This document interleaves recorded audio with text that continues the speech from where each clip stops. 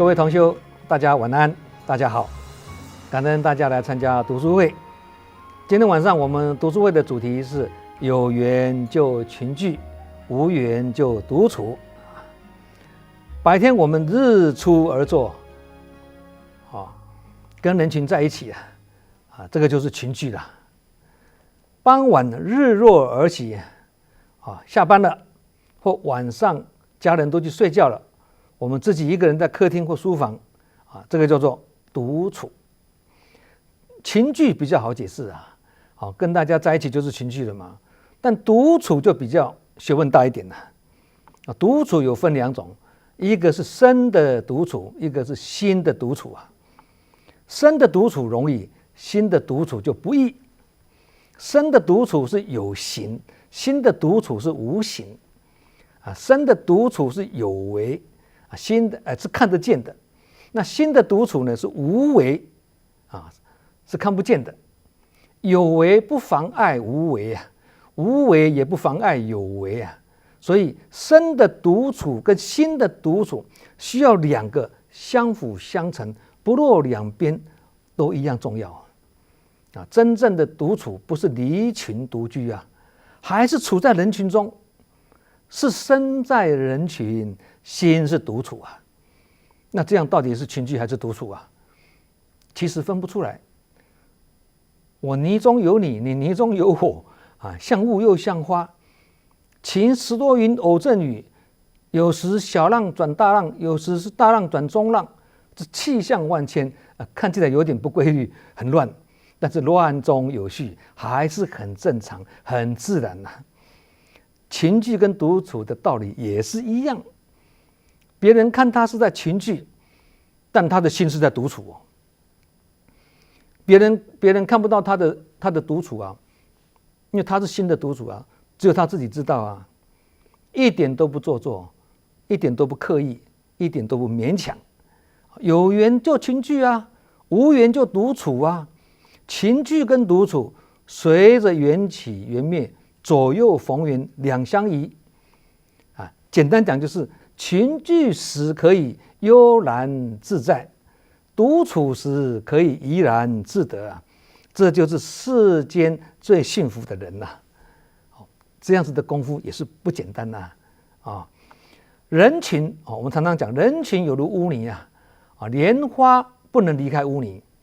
就好像修道不能离开人群不能离开人群就是要群聚嘛然而虽然身在嘈杂的人群中心却是在宁静的山这里这样叫做身在人群，心是独处嘛，也就是独处三则，这才是真正的独处同理，身动心静动中修静这样才是真正的大定维摩诘经里面有讲这个曾经我们也讲过一次了静中修10分，不如动中修1分。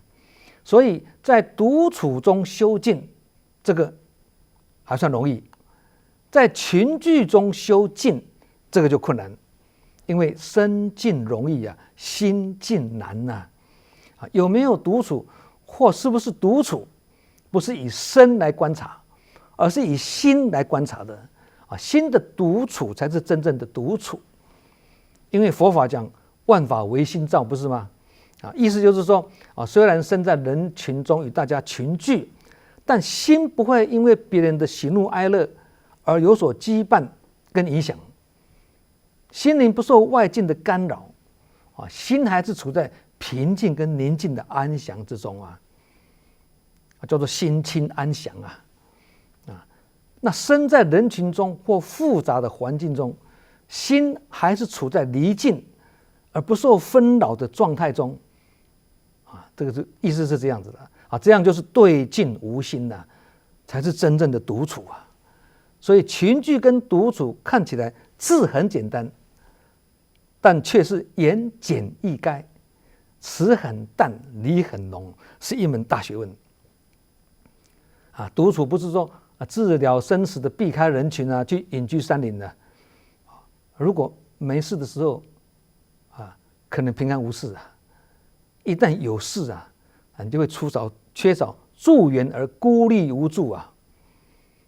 话虽然这么讲啦，但是我们也不能说这样讲的话，独处跟隐居就不好。话不能说死，事情不是绝对。独处有独处的重要性啊，群聚也有群聚的重要性。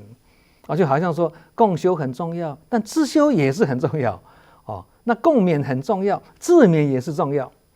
同理，自度很重要，度他也是很重要。因为要自度度他才是真度，真正的度是自度还度他。所以该静下来自修的时候，就要独处自修；该入人群共修的时候呢，就要群聚共修，要恒顺因缘呐。因此一个人无论是独处或群聚，或是在动荡跟险恶的环境中，他如果还能够保持不动声色，稳如泰山，这个就是说这个人的独处功夫了不起。心中没有法的人呢，身心会缺少主宰而不甘寂寞，因为心里很空虚，所以很怕独处。心中能独处的人才能感受真正的快乐，因为他会把孤独跟寂寞当成一种享受人家是当作失落跟痛苦，他是当作一种享受所以这样的话才能够让快乐持久，而变成法喜，因为里面有法才会持久。有些人是群聚久了就很难独处一独处就马上感觉孤独跟寂寞以前我们曾经分享过嘛甚至感到空虚跟失落。相反的，有些人是独处久了就很不习惯与人群聚，变成个性很冷漠孤独，冷漠跟孤僻所以群聚跟独处就好像飞机两个翅膀不管你怎么飞不管是你左倾或者右倾随时都要保持这两个翅膀是平衡的，这样才有办法飞得很平稳菩萨道强调要走入人群嘛，但为什么又说无缘就独处？两个是不是有冲突呢？这里所说的独处，不是把自己封闭或隐居起来，或不跟人群互动，不是这样，而是提醒我们菩萨道的独处，不管是有缘或无缘呢，都还是处在人群中了这是学佛的先决条件。因为离开人群就没有什么法好修了，所以有缘的时候必须懂得把握因缘投入人群无缘的时候也需懂得随顺因缘而让心独处该动的时候积极的行动该静的时候就静极清晨。而这样子的动静的交替每天就在我们的日常生活中在发生所以只要动静交替不顺畅也就是该静的时候静不下来，该动的时候动不起来这样就是阴阳不调乾坤颠倒了，生活就会乱了套。有一次呢，证严上人对众慈氏说道，他说我自己虽然日理万机分秒不空过，但除非碰到紧急的国际重大事件，否则晚上6点以后呢，都是我自己独处自修的时间并说这个独处的时间对他很重要。精通法要、智慧如海的觉者都如此，何况是凡夫的我们呢？所以上班也好，做志工也好，不能每天忙到没有时间进修跟自修的时间，造成身动心也动身忙心也忙身累心也累这样就是一种生活的危机了。越是忙碌，越要冷静这样才能事烦心闲忙而不乱就好像车子开得很快，车速越快，方向盘就必须掌得更稳那道理是一样的。你车子不开，方向盘不用掌它也没事还没有锻炼过的心灵难耐孤独跟寂寞的煎熬，很难一个人独处。所以当他独处而感到孤独跟不甘寂寞的时候呢，他必须向外寻找慰藉借着找寻各种不同的娱乐去获得心中的快乐当作生活的寄托。但是享受完这种感官上短暂的快乐之后呢，这种乐趣就不在啦，他就必须再去寻找下一个短暂的快乐。这样终其一生呢，都是在追逐每一个阶段不同的短暂的快乐，来填补自己空虚的心灵啊。大部分的人都是这样的。树欲静而风不止，同理，心欲静而念不止。杂念跟妄念很多，妄想很多，原因就在于什么？心没办法独处跟沉淀了。即使好不容易独处下来了，却是身静心动，意动的心呢，无法平静下来了。所以如果能做到身动心静自然也能够做到身在人群，心是独处的啦。那怎么让心独处而静下来呢？这个在第108讲的心中有寂静，人生不寂寞。这一集里面呢，有很详细的解说有兴趣的人可以去参考孔子的《论语》里面呢，对群聚跟独处有很多精辟的琢磨。我们选几句来分享非常奥妙。孔子说：“为邦不入，乱邦不居。天下有道则现，无道则隐。”这个看见的见这句话看见的见，无道则他写见嘛，对不对？其实这个见要念现，念现的音因为它的意思就是什么？就是展现跟出现的意思啦。好，我们先解释第一句，为邦是指政治不上轨道，有动乱或内乱的国家这种国家不可以进去，为邦不入嘛这就好像一些国家虽然发生严重灾难，但这个国家有内乱而动荡不定呢，正言上人也不会允许我们去看灾去赈灾的啦。像阿富汗就是这样子嘛。曾经阿富汗有些向我们求援但是考虑到他国家还有内战，动荡不定，不能去。那乱邦是指什么？人伦道德颓丧，而君不君，臣不臣，父不父，子不子，有这种乱象的国家也是不可以住，要赶快离开。不过要注意一点呢，为邦不入，乱邦不居不是指说置国家安危或人情世事于不顾不是逃避，也不是不负责任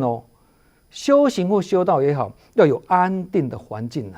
否则对修习对这个修行跟学习之路呢，会有妨碍。入为邦居乱邦，不但会妨碍我们学习跟修道，而且会有池鱼之殃所以孔子才又说：“礼人为美，则不处人，焉得志？”意思是说，跟品德高尚的人住在同一区是最好不过的事了啦。一般人叫这个好区居住的好区那选择住的地方却不顾环境的好坏，这个哪算是智慧呢？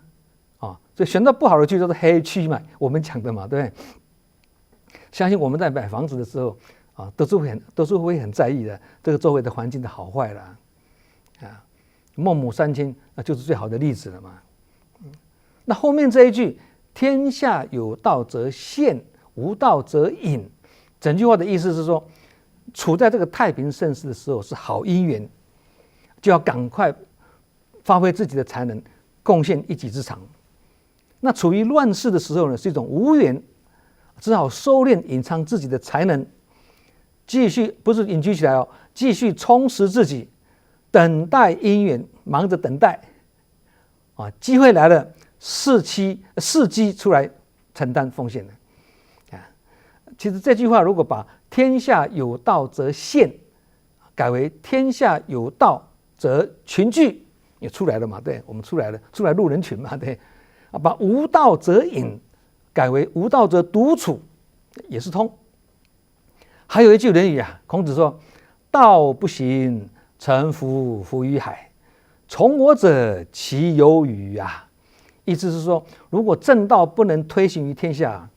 我就乘坐这个竹筏呢，到东海去游荡而有勇气跟我一起去的大概只有子路吧。这个其有与，这个有就指子路了有人认为呢，这句话是孔子消极的一面，有一点遁世的想法了，认为孔子没有坚决入世，也没有勇往直前的勇气啊，所以认为这个是儒家思想的弊端。不过，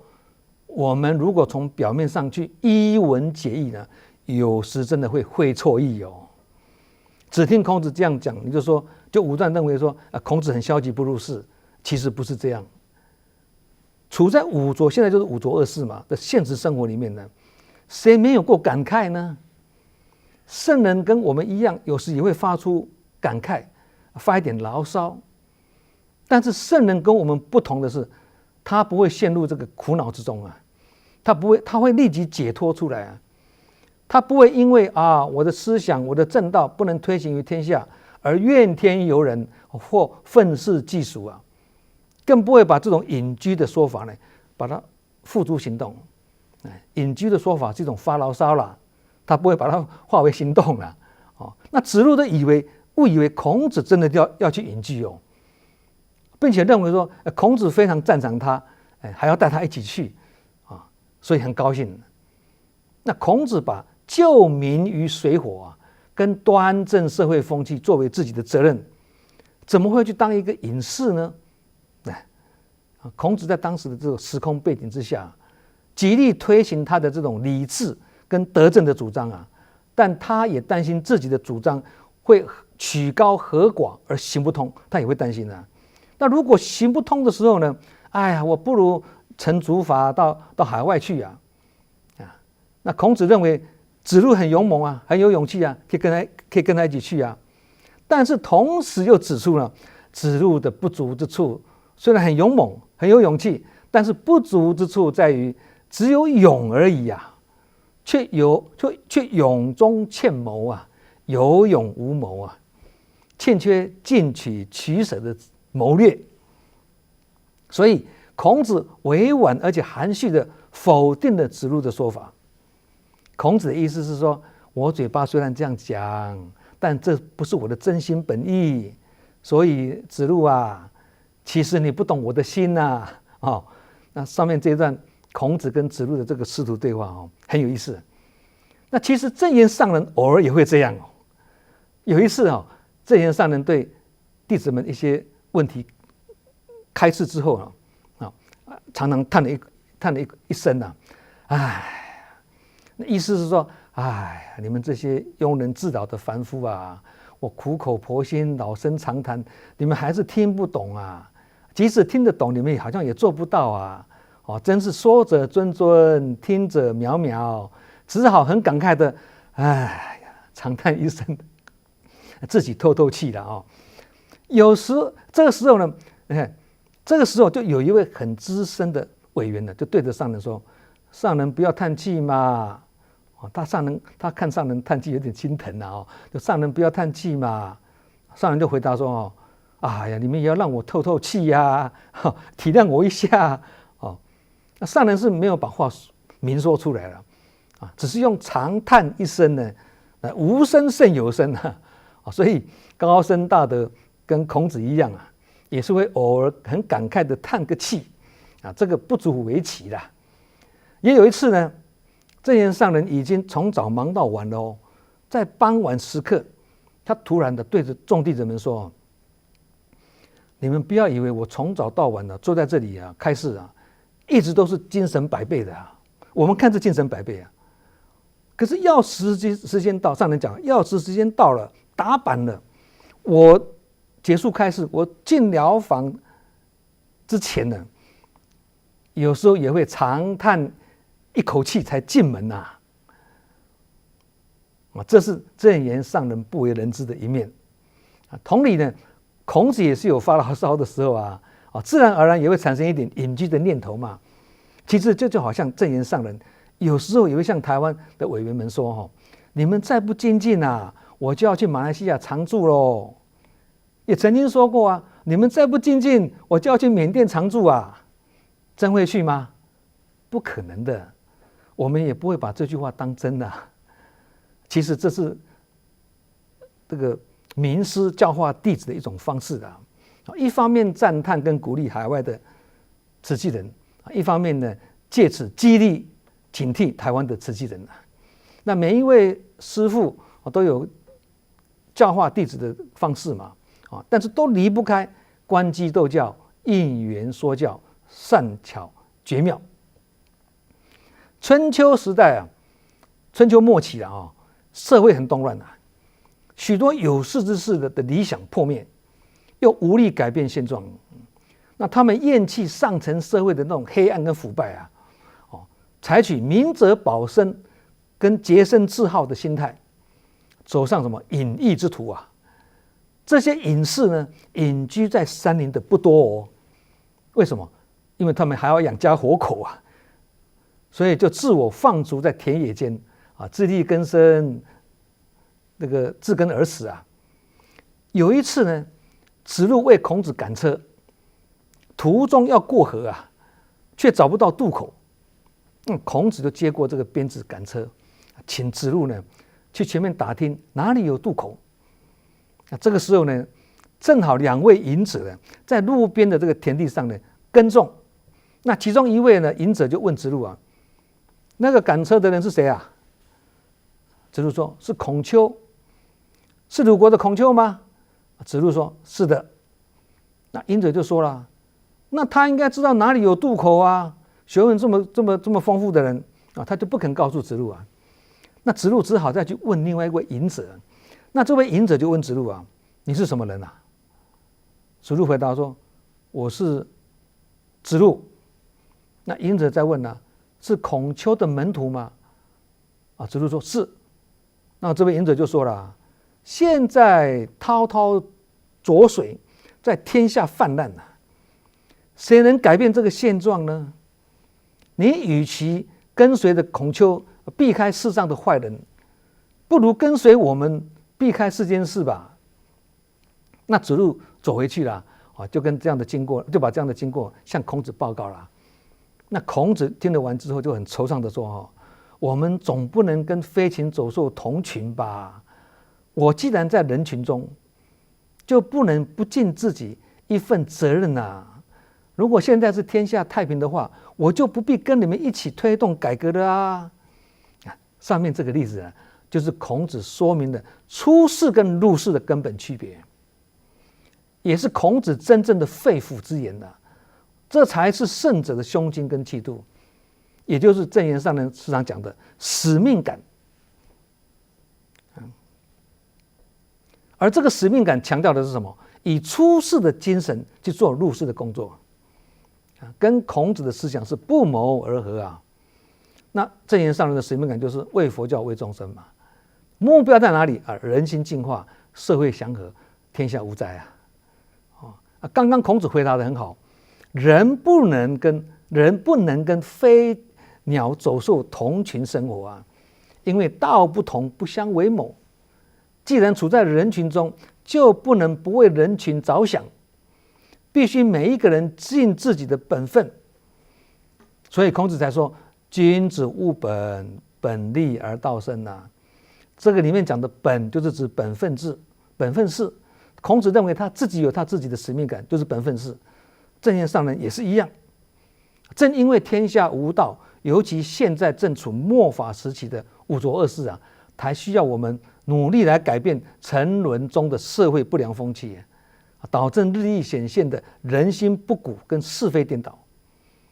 要这样，就要人人各司其职，各尽本分，每个人都从自身做起，要求自己，不要去要求别人，才有可能的本立而道生就是说改变自己才有办法影响别人的意思那五浊恶世的浊流滔滔，浊气很重。那正言上人是宗教慈善家嘛，是迷茫众生的导航师当然有使命感也不会置之不顾嘛。虽然慈济只是浊世里的一点清流但是点滴的清流把它汇聚起来，也有可能清流绕全球现在就是这样子全球有慈济慈善足迹的国家达到128个。慈济在联合国也参加了很多的会议，包括气候变迁会议、节能减碳会议、妇女会议等等。很多人就问正言上人清流拼得过浊流吗？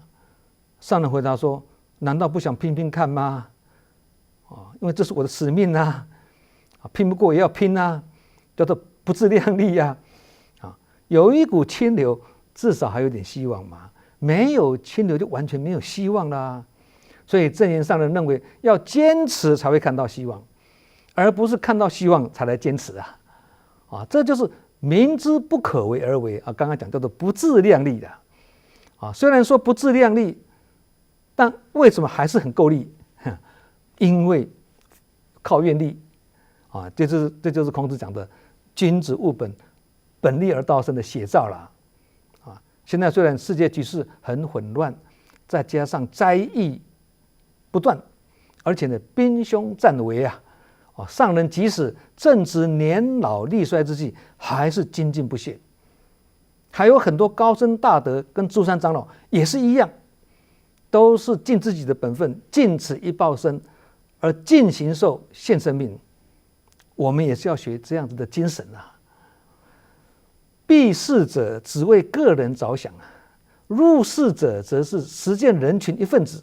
及地球一份子应该履行的社会职责跟使命。所以对于出世跟入世刚刚讲的邦有道则仕啊，邦无道则隐啊，这种群聚跟独处呢，孔子的思想跟他的答案是十分明确的。好，话再说回来，想要做入世的事情，也是要有做事的精神理念跟行动纲领啊，才会师出有名，有支撑力，跟有所本的意思的否则会怎么样呢？不做没事啊，做了反而起烦恼啊，变成多一事不如少一事啊。所以即使我们发心立愿也发愿要做不请之事但也不是说这样就可以顺利承担工作不一定还要看因缘有否具足因缘不具足的时候虽有大力也莫之能逆不能违背因缘果报想做也不一定能做不是我们不愿意，而是因缘不成熟，做不来，强求不得。也因为这样子呢，孔子也不反对特殊情况的隐。孔子认为天下无道或没有正道的时候，出来做官难免会同流合污即使不同流合污呢，只是道不同也很难有作为啦。不如辞官。就好像擂台比赛比赛规则没有讲清楚，这样要怎么比赛？道理是一样所以天下无道或邦无道以佛法来讲就是无缘嘛，也就是因缘不具足不过要注意孔子虽然不反对特殊情况的隐，但所讲的隐不是离群独居不问世间事，还是隐在人群中跟刚刚我们上面所讲的菩萨道的独处还是处在人群中，思维是一样的，这点很重要。举一个古代助纣为虐的故事来讲大家会听得更明白大家都知道古代的纣王很残忍嘛，很残暴嘛。那微子细微的微，那个微子是纣王的大臣，他多次呢忠言直谏这个纣王但是纣王呢没有胸襟来察纳雅言所以听不进。那微子只好自己离职出走。后来他投奔到周武王，并且跟周武王一起反对这个纣王。那孔子呢就很称赞这个微子这个人呢是一个仁人，因为他宁可舍弃高贵的地位也不愿意助纣为虐去做帮凶所以从不同流合污跟不助纣为虐的角度来看呢这个微子的隐居比群聚来的好。这个时候隐居是正确的。急流勇退这个微子急流勇退比苟且偷生来的好。因为你如果不离开而继续当官的话，就会造成助纣为虐而成为帮凶这是对微子这个大臣来讲的啦。那其实孔子的思想境界是比这个更高一层孔子自己辞官之后呢，还是继续做入世的事情以克勤克俭之身呢，仍然为人群理想努力奋斗这已经不是小我的明哲保身，而是大我的精神继续追求自己的理想跟愿景期待早日实现把这样子的道理用在志工，也是有发人深省之处有些志工一辞去组长或者卸下领众的职位连志工都不做了这个就让人不解很值得商榷。难道你是为一个头衔或权位而来做志工的吗？不是讲付出无所求吗？你是为头衔而来吗？还是为法而来？要很清楚自己是为何辛苦，为何忙，才不会空忙一场，虚度一生也才不会回首当年一片空白学佛是讲因缘有缘有缘生缘灭，缘深缘浅，或有缘无缘有缘有有缘的做法，无缘有无缘的做法。有缘就把握因缘，无缘就创造因缘。有缘就共修，无缘就自修。有缘就分享，无缘就独享。有缘就共勉，无缘就自勉这些都跟有缘就群聚，无缘就独处，文辞虽异其意相同有异曲同工之妙自修不是治疗生死，或不管他人瓦上霜，而是自我充实。独享也不是据为己有或者吝于施舍，独处也不是与世隔绝而变成孤家寡人而是自我沉潜，自我沉淀。自勉也不是自我陶醉或自我感觉良好，而是自我激励、自我祝福、自我加持独处自修，顾名思义就是自行修学、自我修正包括念佛、读经、静坐、禅坐、听佛法、看佛书、做杂记及自我检讨、自我关照等等都是嘛。那群聚共修，顾名思义就是大家聚在一起共同修道不只是一起念佛诵经或参与法会或参与其他的志工团体志工活动参与培训或开会啦，投入救灾啦甚至2-3人一起去访贫这些都叫做群聚的共修了。我们现在在直播，大家在线上一起学习，这个也是群聚共修看起来我们都各自在家里独处嘛，其实它还是群聚耶。所以刚刚讲说到底是群聚还独处对，这个也是一样道理学习要有成就，必须勇猛的投入人群中跟人家互动，人群中充满人与事，是学习做人处事最佳的道场然而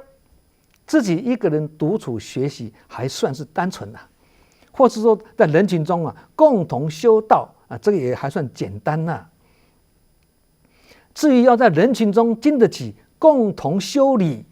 这个就不容易了。所以共修有2种，一个是共同修道，一个是共同修理你磨我，我磨你这个就不简单越磨才会越圆嘛，越磨才会越有智慧嘛独处自修不是做治疗汉，也不是做声闻缘觉或从此隐遁离开人群不问世间事，不是这样，而是在身体精进之后也让心灵清净。清扫心灵殿堂是每日必做的功课，不是久久一次所以才说法可以千日不用，但不能一日不背嘛这句话以前我们用过了唯有让心灵沉淀，才能看清心灵的污垢而加以洗涤这就像是让一杯污浊的水沉淀才能看清水中的杂质，道理是一样嘛。已经入人群来群聚，还要懂得合群还要做到大公无私不能结党营私，不走营私的路，走的是大公无私的路。合群的人不代表就不会营私再说一遍，合群的人不代表就不会营私有些人是很合群，可以跟大家和睦相处，但私底下呢，他也会陷入结党营私的这种状况哦。那怎么会这样呢？其实也不足为奇啦，因为凡夫有分别心啊，有缘生缘且的分别相，跟我们缘生的就常常聚在一起跟我们比较缘浅的就会以礼待之，但会保持距离这个是围城般自己看不见的小个性，每个人都有，也就是我们平常所讲的烦恼的残渣嘛，叫做习性嘛，是从小就养成的小习惯这个我们也是要很注意好，那对于人的观察也是一样不要听了对方一句话对了，就认为他通通都对了也不要因为对方某一点不好，而因此呢不听他的好意见这种现象在凡夫的团体里面呢，只要我们用心去观察，很容易看到这种人性的弱点包括我们自己其实别人也是这样在观察我们，所以要很小心好，今天晚上我们的有缘就群聚，无缘就独处，就讲到这里祝福各位福慧双修，法喜充满。我们下周同一时间再见。